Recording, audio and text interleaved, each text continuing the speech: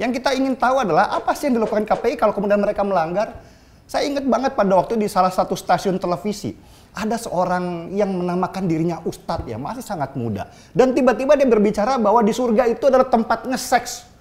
Ya, ketika kita masuk surga, kan gila kan gitu kan. Nah, pertanyaannya apa yang dilakukan KPI untuk bisa memberikan sanksi kepada orang-orang seperti itu? Apakah programnya ditutup? Enggak juga.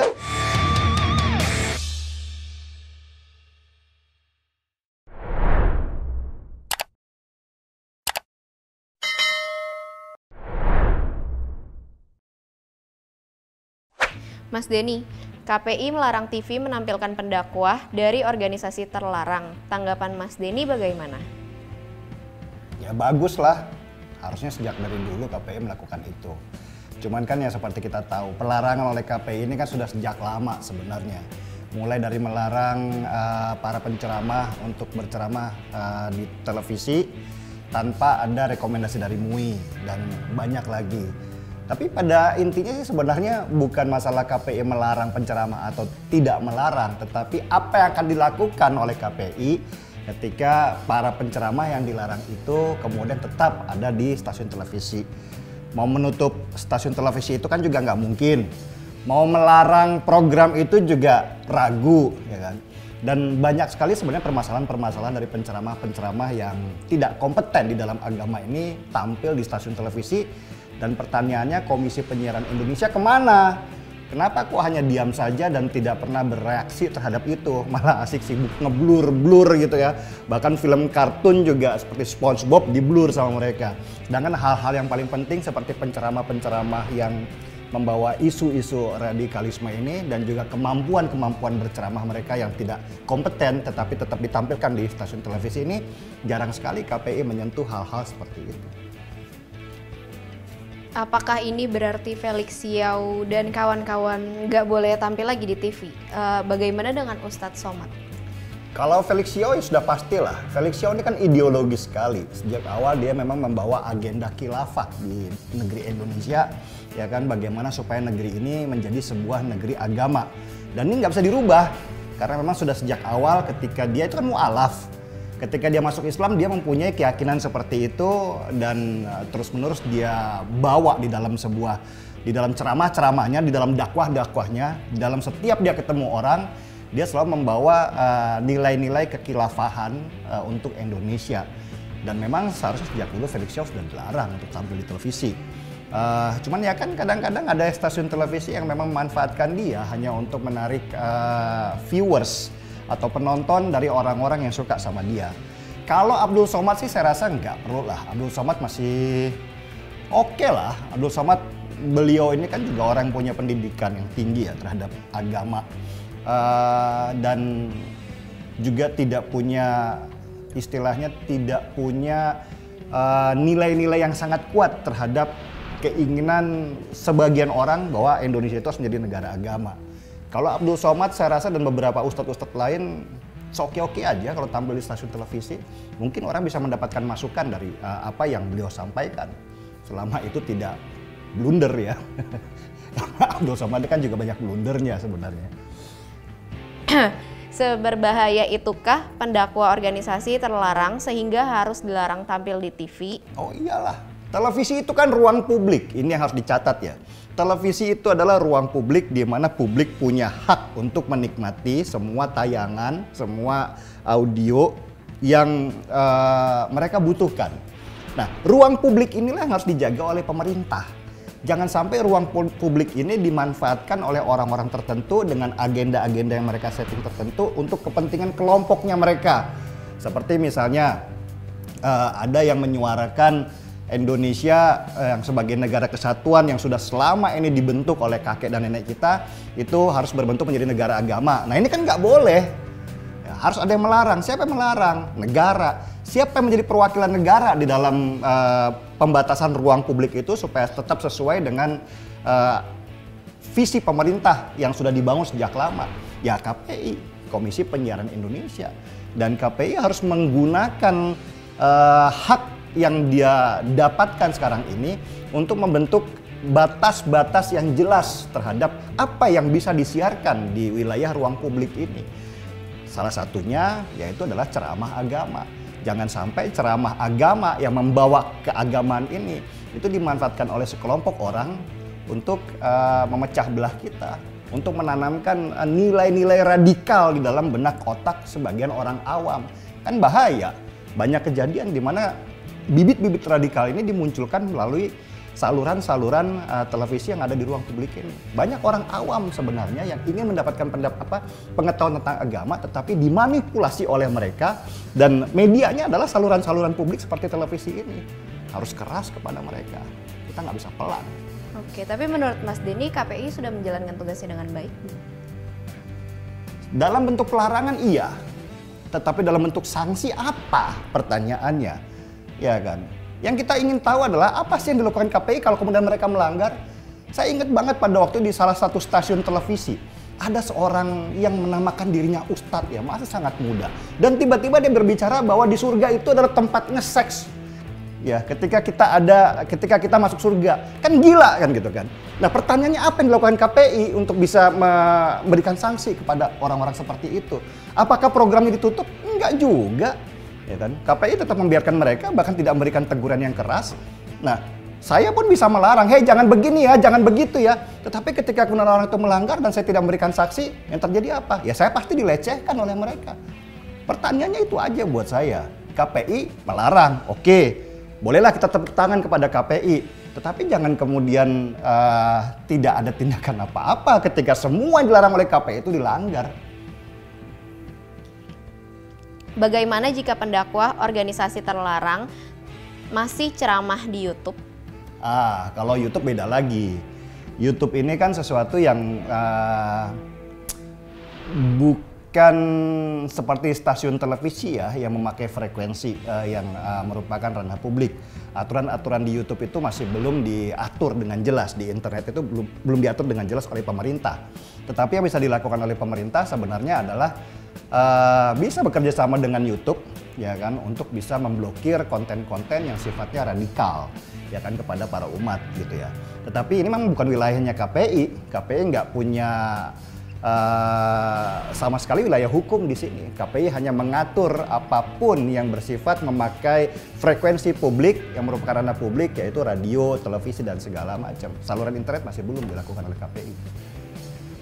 Menurut Mas Denny sendiri, mengapa ceramah pendakwa organisasi terlarang laku dan banyak minatnya? Ya mungkin sifat dari orang masa kini ini ya. Saya selalu menggambarkan begini nih. Dulu itu saya kalau pengen makan itu saya harus beli bahan, ya kan. Terus kemudian belajar bagaimana cara membuat sebuah masakan. Baru kemudian saya merajang itu bumbu-bumbu dapurnya. Baru kemudian saya masak, saya goreng. Dan butuh waktu 10 sampai 20 menit sebelum hidangan itu tersaji dan saya makan dengan nikmat. Agama dulu yang saya lakukan seperti itu. Berdialog, berbicara, mencari guru, mencari ilmu dan segala macam. Tetapi orang-orang sekarang kan tidak. Kebanyakan mereka ingin beragama seperti makan mie instan, pengen cepat, sobek bungkusnya, goreng dalam waktu 2 menit, 3 menit jadilah dan mereka kenyang. Pertanyaannya bergizi atau tidak? Nggak bergizi kan. Yang ada sekarang pikiran mereka itu terpenuhi dengan hal-hal yang sifatnya hukuman dan sifatnya pemberian atau hadiah.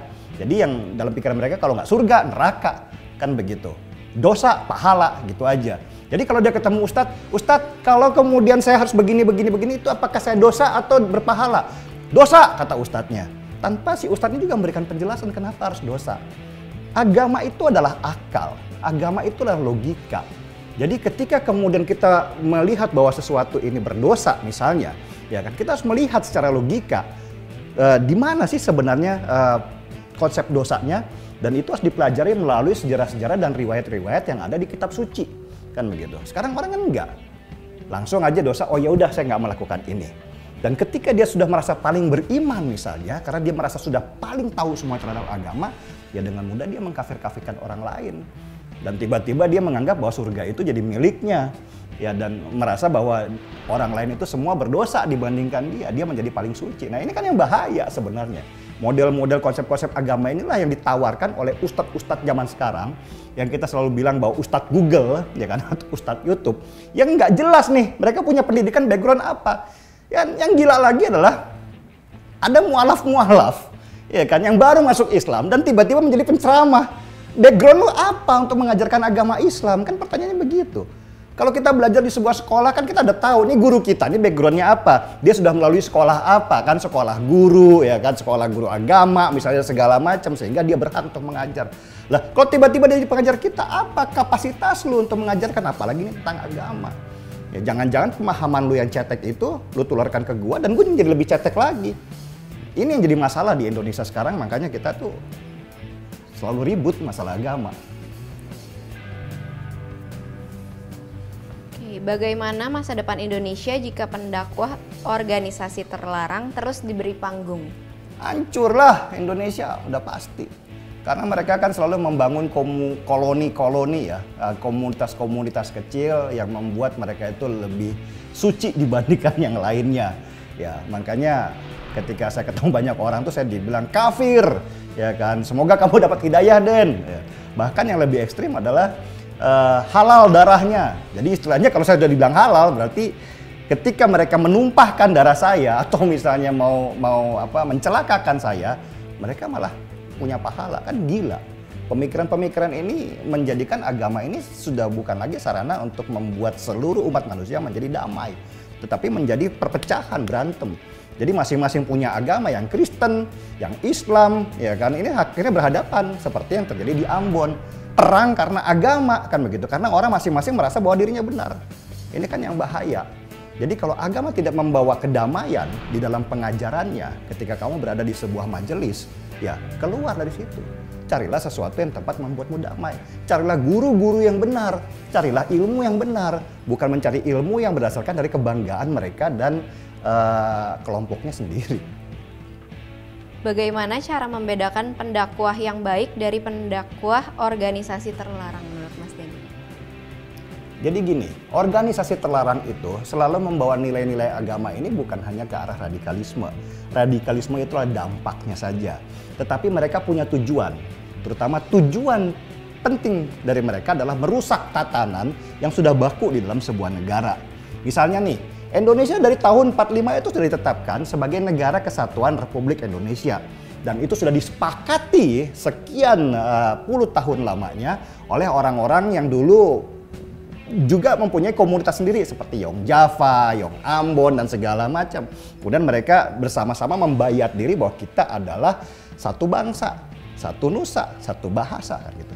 Tetapi ketika sekarang muncul lagi ada kelompok-kelompok yang berbasis keagamaan dan mereka mempunyai konsep yang berbeda, ingin merubah negara kesatuan Republik Indonesia yang terdiri dari berbagai suku dan berbagai ras, dan mereka ingin menjadikannya satu. Ini kan berbahaya. Nah, organisasi terlarang seperti inilah yang biasanya harus dilarang oleh pemerintah karena dia punya konsep yang jauh lebih merusak daripada apapun. Damage-nya, dampaknya, kerusakannya itu akan dirasakan oleh nasional. Dan ini sudah terjadi di beberapa negara Timur Tengah seperti di Irak misalnya, di Afghanistan. Kelompok-kelompok yang garis keras ini, mereka untuk mewujudkan apa yang mereka anggap keyakinan yang mereka benar, bahwa negara ini harus berdasarkan negara agama, itu mereka bisa membunuh beribuan orang. Ya kan, ini bahaya. Nah, inilah yang kemudian dianggap terlarang. Bukan penceramahnya sebenarnya, dilihat dulu dari organisasinya. FPI, pertama HTI yang sudah dilarang. HTI ini kan sudah bukan organisasi asli dari Indonesia sebenarnya. Hizbut Tahrir itu sebenarnya sudah ada di luar, sudah sejak lama. Dan mereka sudah dilarang di 20 negara. Ketika di Indonesia dilarang sebenarnya nggak ada masalah. Nah, FPI ini dilarang oleh pemerintah karena memang mereka mengajarkan kekerasan dan menjadi tempat pembibitan untuk radikalisme sebelum orang-orang ini menjadi teroris ke depannya. Ini dilarang. Nah, siapa orang-orang yang tergabung di dalamnya? Dilaranglah mereka untuk melakukan ceramah di ruang-ruang publik itu tadi oleh KPI.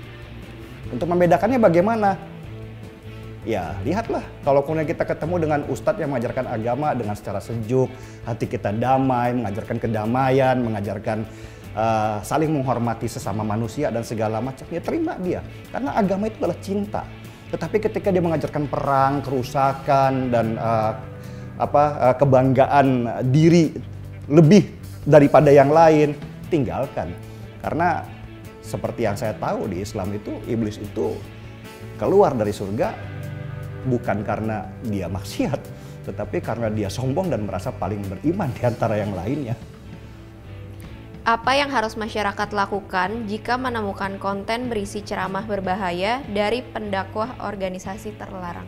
Ya, sekarang kan sudah ada salurannya ya. Kalau kita lihat di stasiun televisi, misalnya ada yang konten yang berisi ceramah yang dilarang atau penceramah yang sudah dilarang, ya teriakan di media sosial, langsung tag itu KPI, ya biar mereka dengarkan. Atau kalau perlu kita, ya biasalah netizen plus 62 ini kan seperti lebah ya, nggak usah stasiun televisi atau penceramah, orang penyelenggara All England aja habis kan akunnya. Ya itu aja lah yang kita bisa teriakan, gunakan media sosial ini sebagai sebuah senjata untuk meneriakan sesuatu yang benar, untuk menghajar sesuatu yang salah. Jadi kalau kita melihat ada penceramah yang mengajarkan kekerasan, ya kita serbu dia. Dan kalau bisa sampai tutup akunnya. Ya, karena itu juga yang mereka lakukan ketika mereka tidak suka dengan kita. Tetapi itu adalah hal yang paling baik daripada nanti kita bertemu di jalan dan melakukan kekerasan secara fisik. Jadi pergunakanlah ruang-ruang media sosial ini sebagai sebuah senjata kita untuk bisa mengembalikan sesuatu itu ke arah yang benar. Agama itulah cinta. Sekali lagi saya tegaskan. Dan semua orang mempunyai konsep cinta dalam masing-masing dirinya, apapun agamanya. Karena tidak ada agama apapun yang mengajarkan kekerasan, semua pasti mengajarkan kedamaian. Itu dulu dipahami. Ketika ada yang mengajarkan kekerasan terhadap agamanya dan kemudian melecehkan agama orang lain, itu berarti dia tidak punya agama sama sekali. Dia hanya pakai atau dia hanya merasa beragama, tapi sama sekali dia tidak punya Tuhan atau tidak bertuhan. Ya, saran saya sih, ayo kembalikanlah, carilah diri kita masing-masing melalui agama itu. Karena sebenarnya di kita itu ada banyak cinta di dalam hati ini yang suka tertutup oleh kebanggaan dan kesombongan dari yang lain. Kalau ada penceramah seperti itu, yang nggak usah KPI, netizen plus 62, dan saya ada di dalamnya untuk ikut bersama-sama menghajar mereka. Gaspol!